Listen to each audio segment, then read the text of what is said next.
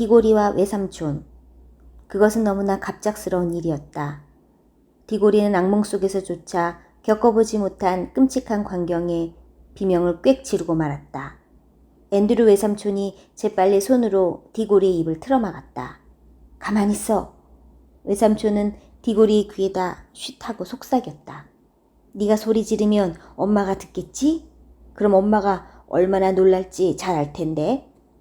나중에 디고리가 말했듯이 그런 식으로 사람을 궁지에 몰아넣는 외삼촌의 야비한 태도에 디고리는 속이 메스꺼웠다. 그러나 어쨌든 디고리는 다시 소리를 지를 수가 없었다. 앤드류 외삼촌이 말했다. 그래야지. 하기야 소리를 지르는 것도 당연해. 누군가 사라지는 걸 처음 볼 때는 충격이지. 나도 어느 날 밤에 기니피그가 사라지는 걸 봤을 땐 그랬으니까. 그럼 외삼촌이 비명을 질렀던 게 그때였어요? 너 그 소리를 들었구나. 그렇지? 설마 그동안 나를 감시해온 건 아니겠지? 디고리는 벌컥 화를 내며 말했다. 절대 그렇지 않아요. 그런데 도대체 폴리한테 무슨 일이 일어난 거죠? 앤드류 외삼촌은 손을 비비며 말했다. 귀여운 녀석, 나를 축하해 주렴. 내 실험이 성공했어. 그 꼬마는 사라졌어. 없어진 거야. 이 세상에서 사라진 거라고. 외삼촌, 그 애한테 도대체 무슨 짓을 한 거죠? 보내버렸어. 또 다른 세계로 말씀이야. 도대체 그게 무슨 말이에요? 앤드류 외삼촌은 앉아서 얘기하기 시작했다. 자, 이제 모든 걸 말해주지. 혹시 전에 르페이 부인 얘기 들어본 적 있니? 저희 고모 할머니인가 하는 분 말이에요? 아니, 그건 정확한 말이 아니야. 그분은 내 대모님이었어. 저기 벽에 걸려있는 분이시지. 디고리는 빛바랜 사진을 바라보았다. 그것은 보닛을 쓴 늙은 여자 얼굴이었다. 디고리는 언젠가 시골집의 낡은 서랍 안에 있던 사진에서 똑같은 얼굴을 본 적이 있는 걸 기억했다. 그때 엄마한테 누구냐고 여쭤보았지만 엄마는 그 사진에 대해 별로 얘기하고 싶지 않은 눈치였다. 물론 옛날 사진만 보고 함부로 말할 수는 없지만 디고리는 사진 속의 주인공이 그다지 기분 좋은 인상은 아니라고 생각했다. 디고리가 물었다. 앤드류 외삼촌, 저분한테 뭔가 문제가 있는 거죠? 앤드류 외삼촌은 킬킬거리며 말했다. 글쎄, 그건 무엇을 문제로 생각하느냐에 달렸겠지. 사람들은 속이 너무 좁으니까. 그분이 말년에 유별났던 건 사실이야. 분별 없는 짓을 많이 하셨거든. 그 때문에 사람들이 그분을 가두었지. 그럼 정신병원에 가두었단 말이에요? 앤드류 외삼촌은 깜짝 놀라며 말했다. 오, 아니야. 그런 얘기가 아니야. 그냥 감옥에 가두었단 소리지. 세상에, 도대체 무슨 짓을 했기에요? 가엾은 분이야. 몹시 어리석었지. 별의별 일을 다 하고 돌아다니셨어. 일일이 다 얘기할 필요는 없겠지. 어쨌든 나한텐 언제나 잘해주셨단다. 하지만 그런 게 폴리하고 무슨 상관이 있죠? 저는 앤드류 외삼촌이 디고리의 말을 가로막았다. 임마, 때가 되면 다 얘기할 거야. 그러고는 다시금 하던 이야기를 이어나갔다. 르페이 대모님은 돌아가시기 직전에 감옥에서 풀려나왔지. 임종을 앞두고는 거의 몇 사람밖에 안 만나셨는데 나도 그중 한 사람이었어. 너도 알다시피 그분은 무식한 보통 사람들을 싫어하셨지. 나도 마찬가지였어. 그런데 그분과 나는 같은 일에 관심을 갖고 있었어. 돌아가시기 며칠 전에 그분이 나더러 자기 집에 있는 낡은 책상에 가서 비밀 서랍을 열고 그 속에 있는 작은 상자를 가져오라고 하시더구나. 상자를 집어든 순간 나는 손가락을 찌르는 듯한 느낌을 받으면서 내가 뭔가 엄청난 비밀 상자를 쥐었다는 걸 알아챘지. 그분은 나한테 그걸 주면서 자기가 죽자마자 정해진 의식에 따라 다친 상태 그대로 불에 태워버리겠다는 약속을 하라고 했어. 난 그 약속을 지키지 않았지.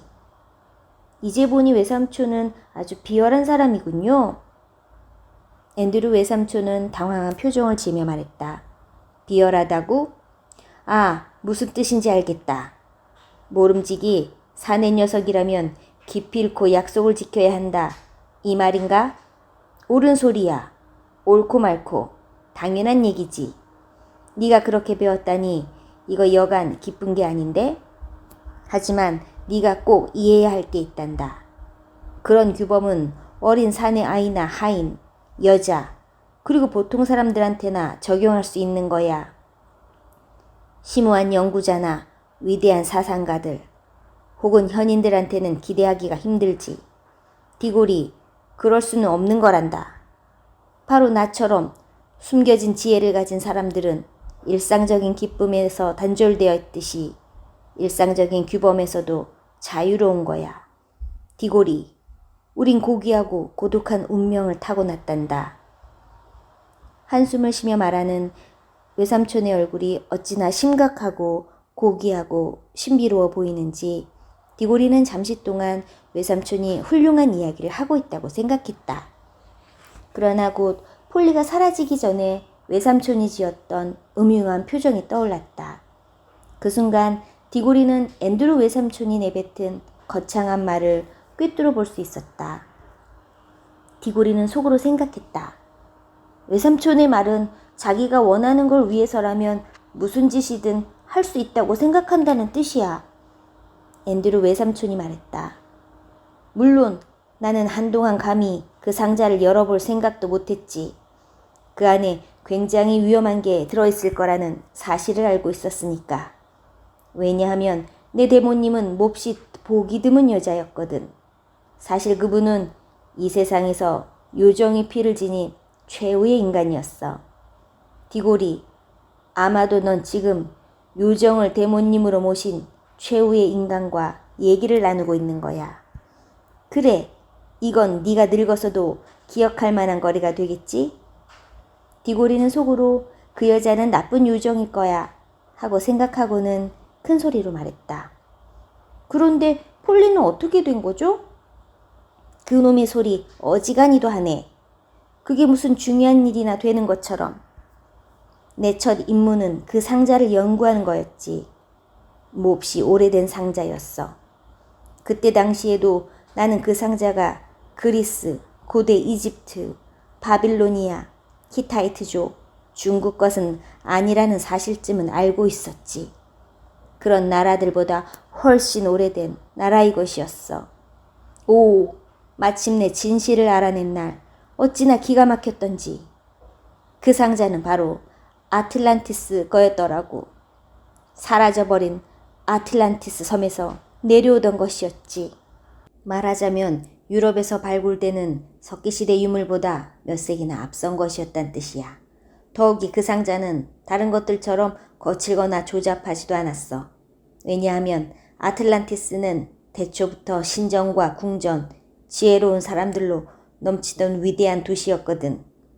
외삼촌은 디골이가 뭔가 말하기를 기다리는 양 한동안 말을 끊었다. 그러나 디골이는 시간이 지날수록 외삼촌이 더 싫어졌기 때문에 아무 말도 하지 않았다. 앤드루 외삼촌이 다시 입을 열었다. 나는 여러 가지 마법을 배우고 있었지. 말하자면 그 상자 안에 뭐가 들어있을지 알아맞힐 정도는 된 거야.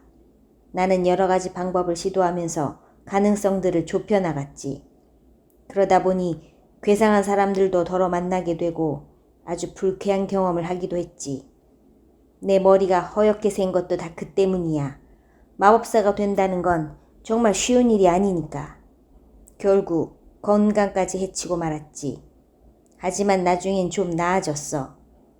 그러던 어느 날 나는 마침내 알아내고야 만 거야.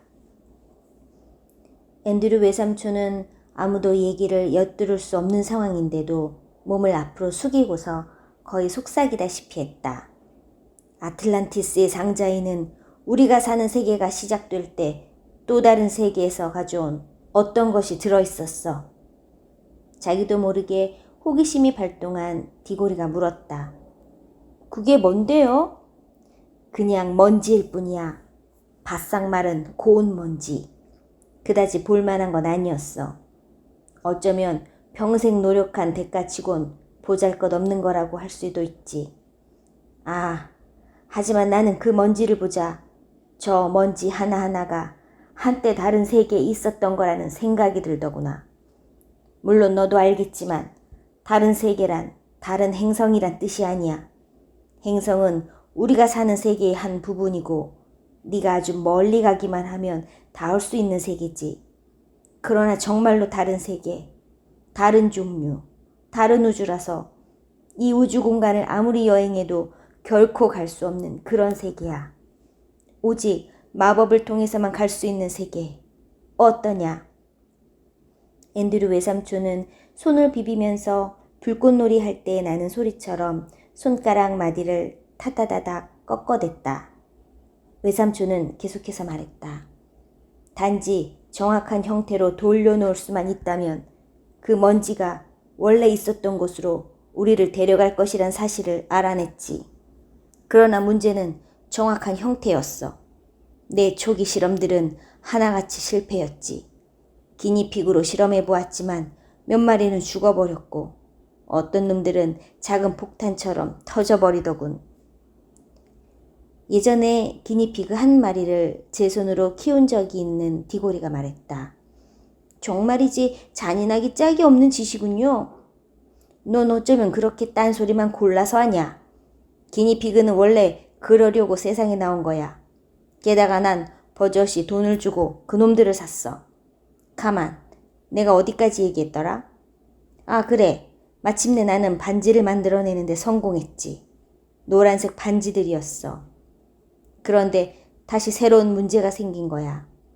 나는 이제 누구든 노란색 반지를 만지기만 하면 다른 세계로 간다는 걸 확신해. 하지만 그들이 다시 돌아와서 거기서 본 것들을 나한테 말해줄 수 없다면 아무 소용이 없잖아.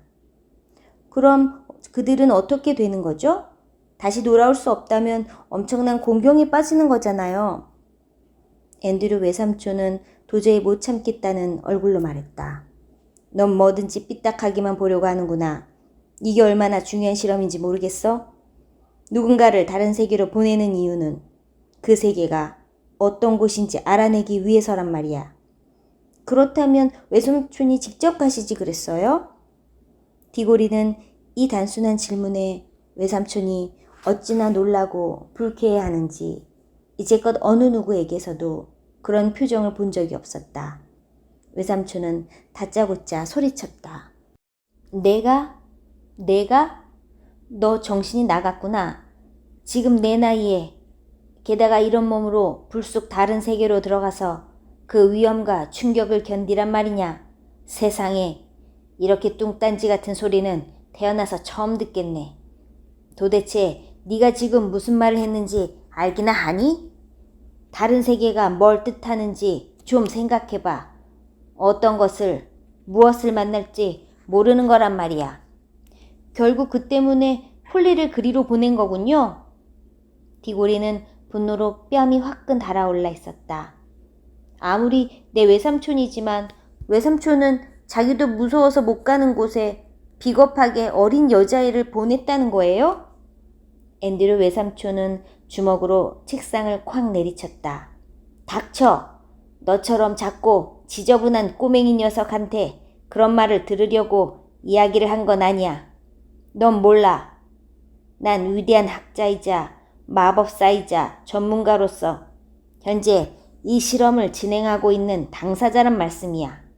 실험에는 당연히 실험용 대상이 필요한 법이고 나 참 기가 막혀서 기니피그를 실험에 사용하기 전에 그놈들한테 허락을 받아야 한다고 하지 그러니 희생이 없이는 어떤 위대한 지혜도 얻을 수 없는 법이야. 하지만 나 스스로 그곳에 간다는 건 멍청한 짓이야. 그건 장군더러 쫄병처럼 싸우라는 얘기나 마찬가지지. 내가 죽는다고 치자. 그럼 내가 평생을 바쳐온 작업은 뭐가 되는 거냐? 어휴, 잔소리 좀 그만하세요. 폴리를 다시 데려올 건가요? 지금 막 그 얘기를 꺼내려던 참인데 네 녀석이 버릇없이 가로막았잖아. 난 마침내 그 여행에서 돌아오는 방법도 알아냈단 말씀이야. 초록색 반지를 사용하면 되는 거야. 그렇지만 폴리는 초록색 반지가 없잖아요. 앤드류 외삼촌은 또 한 번 음흉한 웃음을 지었다. 그렇지. 그럼 그 애는 돌아올 수 없잖아요. 외삼촌이 폴리를 죽인 거나 마찬가지예요. 그 애는 돌아올 수 있어. 누군가 노란색 반지를 끼고서 초록색 반지 2개를 갖고 뒤따라간다면 말이다. 초록색 반지 하나는 자기가 끼고 나머지 하나는 폴리한테 주는 거지. 디고리는 자신이 함정에 빠졌다는 걸 알아차렸다. 디고리는 입을 딱 벌린 채 아무 말도 못하고 앤드류 외삼촌을 노려보았다. 디고리의 뺨은 백지차처럼 창백해졌다. 앤드류 외삼촌은 마치 선심을 쓰거나 좋은 충고를 해주고 있는 훌륭한 외삼촌이라도 되는 양 잔뜩 점잔을 빼며 높고 힘있는 목소리로 말했다. 내가 바라는 건 그러니까 디고리, 내가 바라는 건 네가 겁쟁이처럼 굴지 않았으면 하는 거야. 우리 집안 사람이 곤경에 빠진 숙녀를 구출하러 갈 기사도 정신이나 명예심이 부족하다면 참으로 유감스런 일이라고 본다. 에이, 그만두세요. 외삼촌한테 명예 같은 게 있다면 외삼촌이 직접 갖겠죠. 물론 그럴 리가 없겠지만요. 좋아요. 결국 내가 갈 수밖에 없는 거군요. 하지만 외삼촌은 짐승이에요. 미리 모든 계획을 다 짜놓고서 일단 폴리를 아무것도 모른 채 보내놓고 내가 뒤따라가지 않을 수 없게 만든 거잖아요. 외삼촌은 가증스러운 웃음을 지으며 말했다. 물론이지. 좋아요. 내가 가겠어요. 하지만 먼저 꼭 한 가지 속 시원히 말해둘 게 있어요. 나는 지금까지 마법 따윈 믿지 않았어요. 이젠 진짜 있다는 걸 알겠어요. 그리고 마법이 정말로 존재한다면 옛 이야기들이 얼마 정도 사실일 거라고 봐요. 그리고 외삼촌은 이야기 속에 나오는 사악하고 잔인한 마법사 중 한 사람이에요. 나는 그런 사람들이 마지막에 가서 벌을 받지 않는 이야기는 읽어본 적이 없어요. 외삼촌도 그렇게 될 거예요. 반드시 그렇게 되고 말 거라고요. 이제까지 디고리가 했던 말 가운데 이 마지막 말은 앤드류 외삼촌의 가슴을 정통으로 찔렀다. 앤드류 외삼촌은 순간적으로 움찔하며 공포에 떨었다. 공포에 질린 얼굴 표정은 비록 외삼촌이 짐승 같은 짓을 하긴 했어도 동정심을 느끼지 않을 수 없을 만큼 처절해 보였다. 그러나 잠시 후 외삼촌은 그런 표정을 떨쳐버리려고 억지로 웃으며 말했다. 그럼 너처럼 엄마 치마폭에서 자란 애들은 그렇게 생각하는 것도 당연하지. 여자들이나 하는 얘기 말이야. 응? 하지만 디고리, 내게 닥치올 위험에 대해서는 걱정할 필요가 없다. 차라리 네 꼬마 친구가 위험하다는 걸 걱정하는 게 더 낫지 않겠니? 그 애가 간 지도 꽤 오래됐는데 거기에 어떤 위험이라도 있다면 글쎄다. 간발의 차이로 늦게 도착해서 땅을 칠 수도 있을 텐데. 디고리는 거칠고 사납게 쏘아붙였다. 꽤나 걱정되겠군요. 이제 그런 잔소리엔 넌더리가 나요. 자, 내가 무엇을 어떻게 해야 하는 거죠? 외삼촌은 뻔뻔스럽게 말했다. 너 정말이지 그 성깔 좀 고쳐야겠다. 안 그러면 나중에 내 디모처럼 될 거다. 자, 이제부터 내 말 잘 들어. 외삼촌은 일어서서 두 손에 장갑을 끼고 반지들이 담겨있는 나무 쟁반 쪽으로 걸어갔다. 이 반지들은 살갗에 닿아야만 효력이 발생해. 장갑을 끼고 이렇게 잡으면 아무 일도 일어나지 않지. 네 주머니 하나를 넣고 다녀도 아무 일도 일어나지 않을 거야. 하지만 주머니 속에 손을 넣었다가 실수로 반지를 만지는 일이 없도록 조심해야 돼.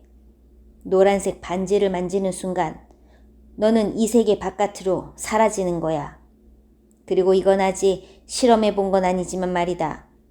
네가 다른 세계에 갔을 때는 아마 초록색 반지를 만지는 순간 그 세계에서 사라지고 이곳으로 다시 나올 거야. 자, 초록색 반지 2개를 네 오른쪽 주머니에 넣어두겠다. 초록색 반지가 든 주머니가 어느 쪽인지 절대 잊어버리지 마라. 초록색의 초, 오른쪽에 오를 따서 초야. 그러니까 초록색 반지는 오른쪽 주머니다. 알겠지? 하나는 네 거고 또 하나는 그 꼬맹이 여자의 거야. 자, 이제 네가 직접 이 노란색 반지를 집어봐라. 내가 너라면 반지를 손가락에 끼겠다. 그래야 떨어뜨릴 염려가 없을 테니까. 디고리는 막 노란색 반지를 집어 들려다가 갑자기 멈추었다. 아참, 우리 엄마는 어쩌죠? 내가 어디 있냐고 물어보실 텐데. 앤드루 외삼촌은 희희낙낙하며 말했다. 빨리 갈수록 더 빨리 돌아올 수 있어. 그렇지만 외삼촌은 내가 확실히 돌아올 수 있을지 잘 모르잖아요. 외삼촌은 어깨를 들썩이고는 문으로 걸어가 잠긴 문을 활짝 열고 말했다. 정 그렇다면 네 맘대로 해. 아래에 내려가서 저녁이나 먹든지. 네 뜻이 그렇다면 뭐. 그 꼬마 여자애가 다른 세계에서 야수들한테 잡아먹히든 물에 빠져 죽든 굶어 죽든 거기서 영영 헤매든 말든 무슨 상관이냐. 나에 아무래도 상관없어. 그러나 넌 간식 시간이 되기 전에 플러머 부인한테 가서 다시는 딸을 볼 수 없을 거라고 말씀드리는 게 좋겠구나. 네가 반지 끼는 걸 무서워해서 그랬다고 말이야. 미치겠군. 내가 좀 더 크다면 외삼촌을 한 방 갈겨줄 텐데. 그러고 나서 디고리는 코트 단추를 여미고 숨을 깊이 들이마신 뒤 문제의 반지를 집었다. 그리고 그때도 그렇게 생각했고 나중에도 마찬가지였지만 디고리는 그보다 더 바람직한 다른 방도란 없다고 생각했다.